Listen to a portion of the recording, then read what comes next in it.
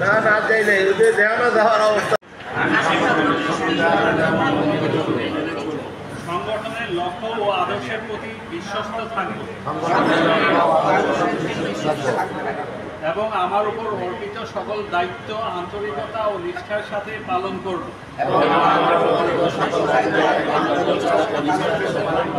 আমি সংগঠন ও সদস্যদের প্রতি সকল প্রকার গোপনীয়তা, সততা ও ন্যায়পরায়ণতা বজায় রাখব।